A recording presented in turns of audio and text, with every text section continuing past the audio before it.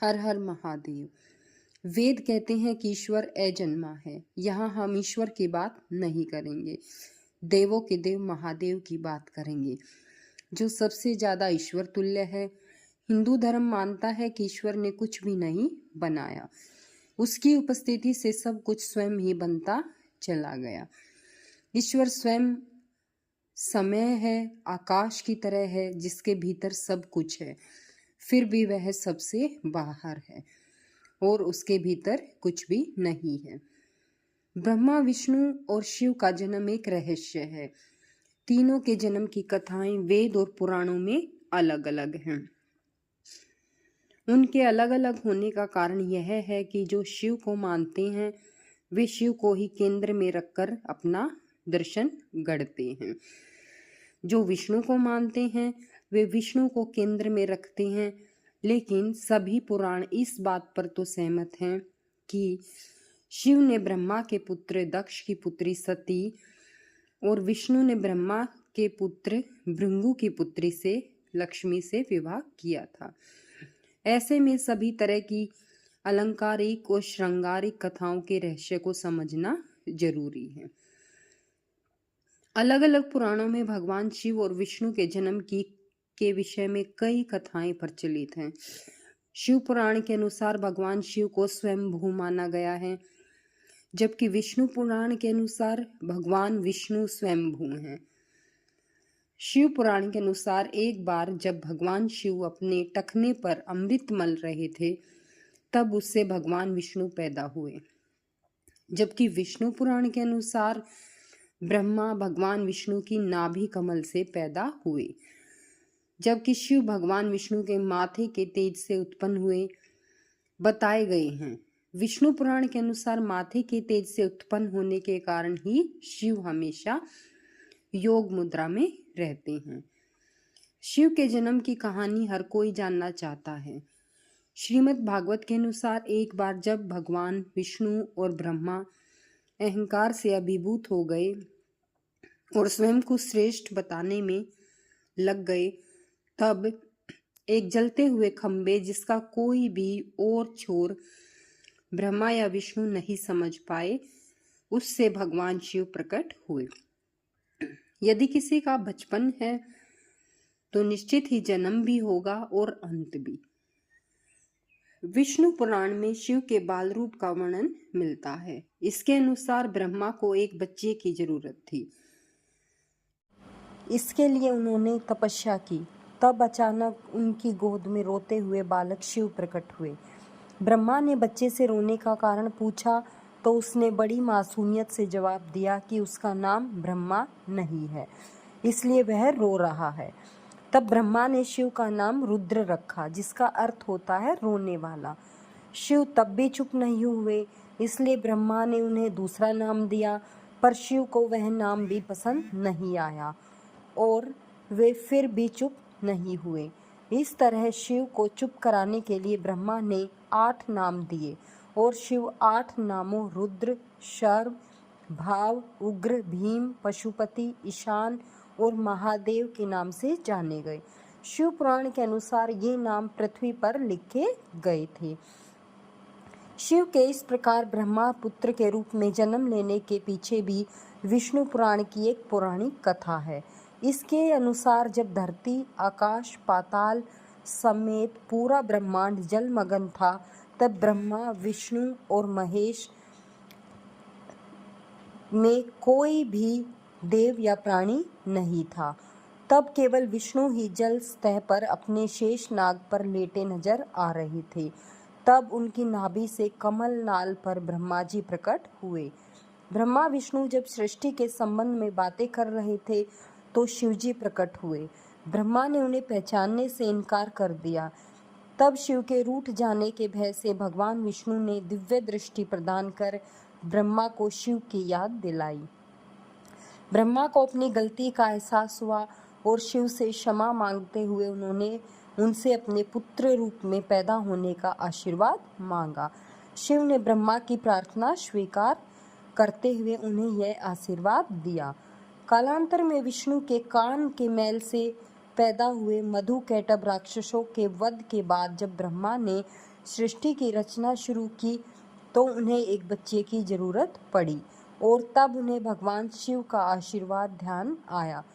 अतः ब्रह्मा ने तपस्या की और बालक शिव बच्चे के रूप में अपनी गोद में प्राप्त किए। भगवान शिव का विवाह ब्रह्मा के पुत्र दक्ष की पुत्री सती से हुआ था। एक बार दक्ष ने एक विशाल यज्ञ का आयोजन किया, लेकिन उन्होंने शिव व सती को निमंत्रित नहीं किया। भगवान शिव के मना करने के बाद भी सती इस यज्ञ में आई और जब उन्होंने यज्ञ में अपने पति शिव का अपमान होते देखा तो यज्ञ वेदी में कूदकर उन्होंने अपनी देह का त्याग कर दिया। जब भगवान शिव को यह ज्ञात हुआ तो उन्होंने क्रोध में भरकर अपने सिर से एक जटा उखाड़ी और उसे रोषपूर्वक पर्वत के ऊपर पटक दिया। उस जटा से महाभयंकर वीरभद्र प्रकट हुए। शिव के इस अवतार ने दक्ष के यज्ञ को विध्वंस कर दिया और दक्ष का सिर काटकर उसे मृत्युदंड दिया। बाद में देवताओं के अनुरोध करने पर भगवान शिव ने दक्ष के सिर पर बकरे का सिर लगाकर उन्हें पुनर्जीवित किया। वीरभद्र के अलावा शिव के 18 और अवतार हुए, जिनके नाम इस प्रकार हैं: पिपलाद, नंदी, भैरव, अश्वत्थामा, शर्भावतार, गृहपति, दुर्वासा, हनुमान, वृषभ, यतिनाथ, कृष्णदर्शन, अवधूत, भिक्षुवर्य, सुर्वेश्वर, किरात, सुनट नर्तक, ब्रह्मचारी और यक्ष। इस संदर्भ में एक कथा है कि एक बार ब्रह्मा और विष्णु में श्रेष्ठता को लेकर विवाद होने लगा। दोनों निर्णय के लिए भगवान शिव के पास गए। विवाद का हल निकालने के लिए भगवान शिव साकार से निराकार रूप में प्रकट हुए। शिव का निराकार रूप अग्नि स्तंभ के रूप में नजर आ रहा था।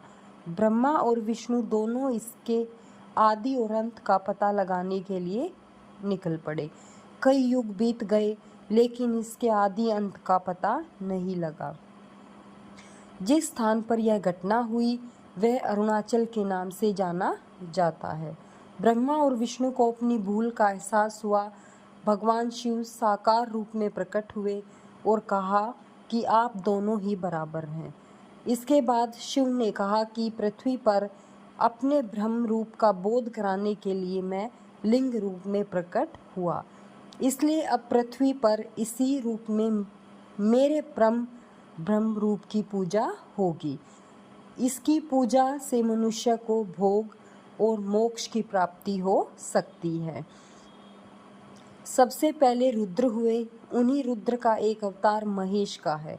उन्हीं महेश को महादेव और शंकर कहा जाता है। वे शिव अर्थात ब्रह्म के समान होने के कारण शिव कहलाए। क्योंकि शिव उनका नाम नहीं है, रुद्रावतार में से एक भैरव है।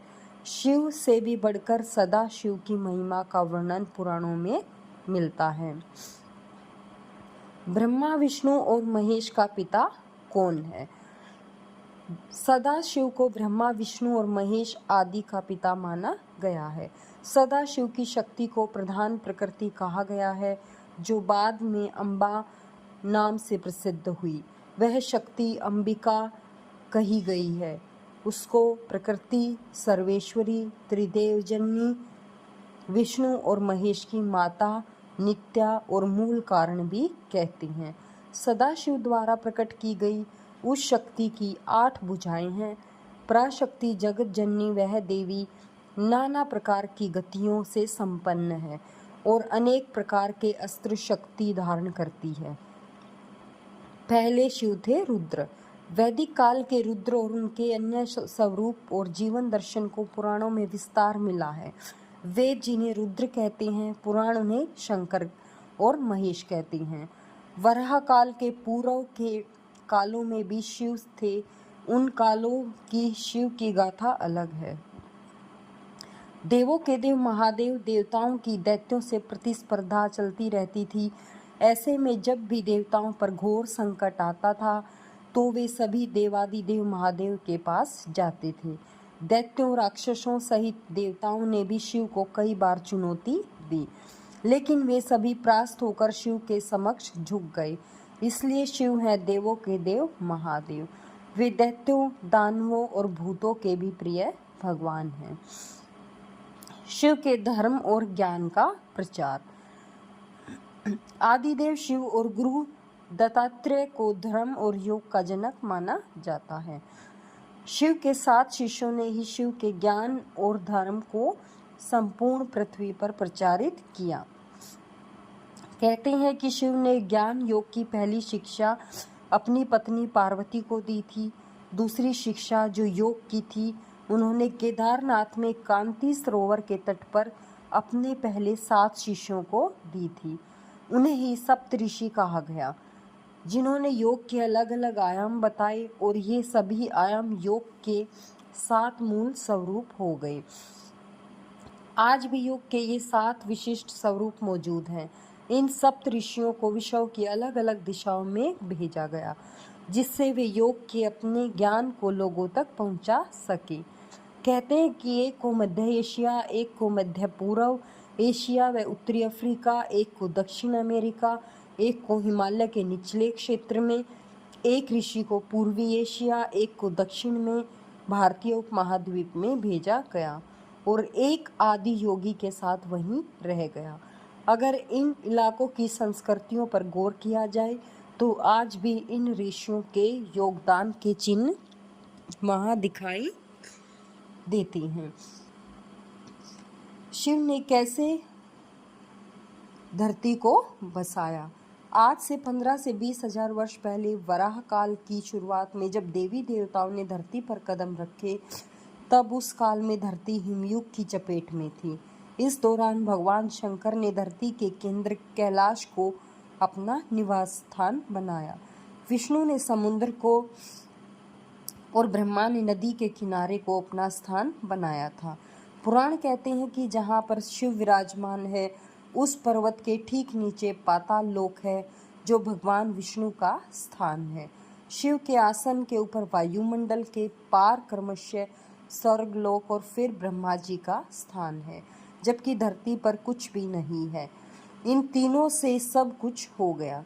वैज्ञानिकों के अनुसार तिब्बत धरती की सबसे प्राचीन भूमि है। पुरातन काल में इसके चारों ओर समुद्र हुआ करता था। फिर जब समुद्र हटा तो अन्य धरती का प्रकटन हुआ और धीरे धीरे जीवन फैलता चला गया। सर्वप्रथम शिव ने ही धरती पर जीवन के प्रचार प्रसार का प्रयास किया, इसलिए उन्हें आदि देव भी कहा जाता है। आदि का अर्थ आरंभ। शिव को आदिनाथ भी कहा जाता है। आदिनाथ होने के कारण उनका एक नाम आदिश भी है। इस आदिश शब्द से ही आदेश शब्द बना। नाथ साधु जब एक दूसरे से मिलते हैं तो वो इसका उपयोग करते हैं और एक दूसरे को आदेश कहते हैं।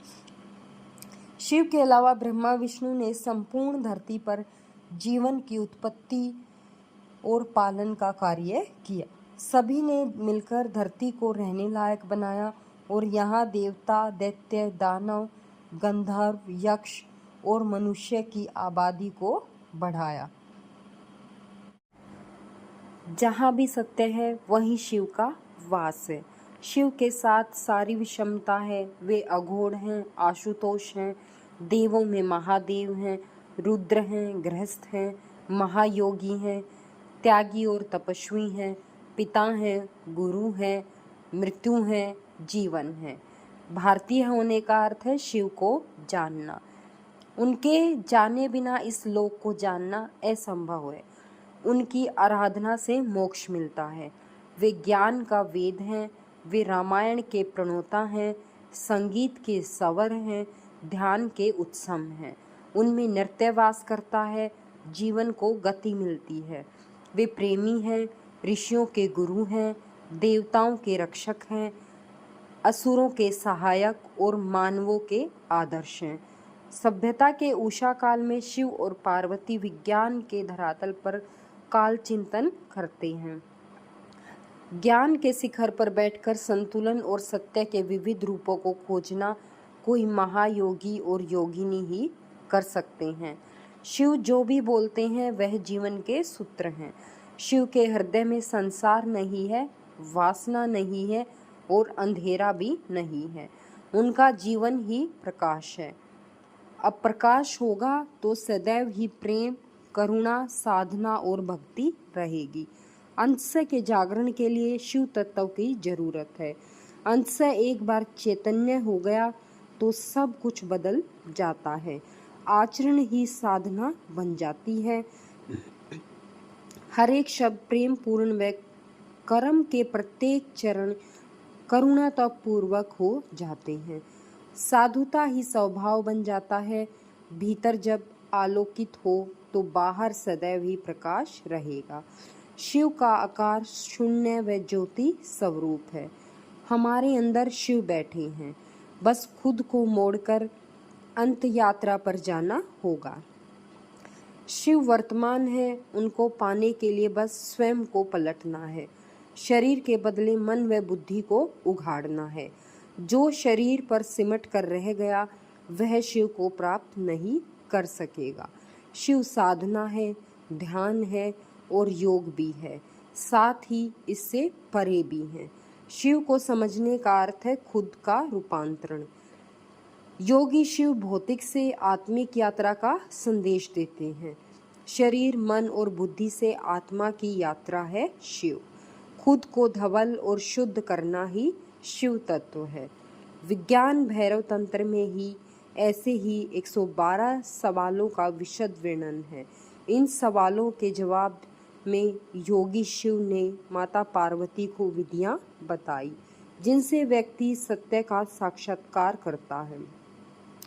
शिव अनेक सूत्र, उपाय और विधि के माध्यम से इस अस्तित्व के समस्त अंत द्वंद्व हर एक सवाल का जवाब देते हैं।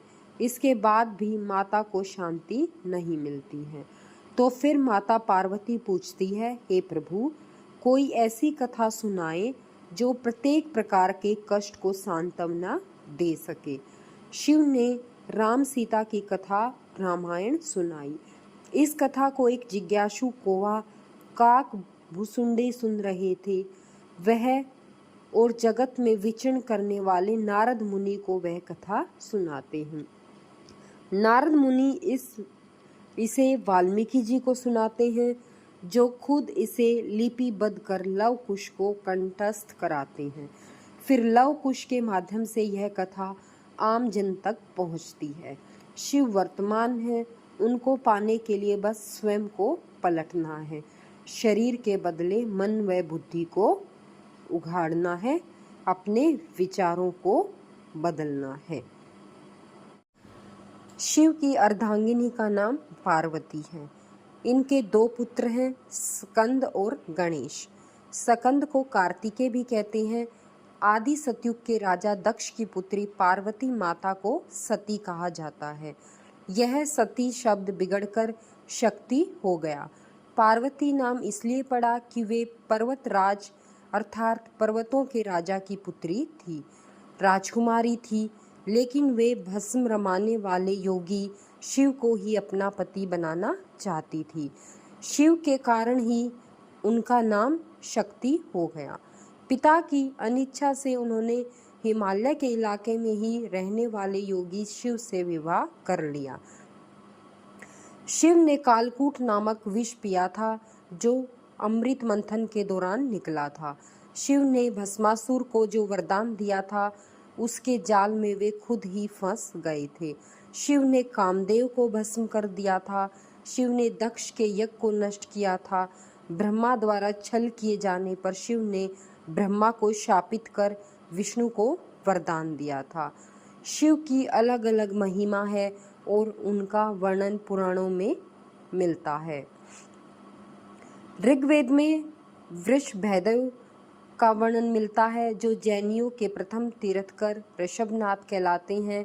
माना जाता है कि शिव के बाद मूलतः उन्हीं से एक ऐसी परंपरा की शुरुआत हुई जो आगे चलकर शैव, सिद्ध, नाथ, दिगंबर और सूफी संप्रदाय में विभक्त हो गई। फिर भी यह शोध का विषय है। शैव शक्तियों के धर्म ग्रंथों में शिव परंपरा का उल्लेख मिलता है। भारत के चंद्रवंशी, सूर्यवंशी, अग्निवंशी और नागवंशी भी शिव की परंपरा से ही माने जाते हैं। भारत की रक्ष, और आदिवासी जाति के आराध्य देव शिव ही हैं। शैव धर्म भारत के आदिवासियों का धर्म है।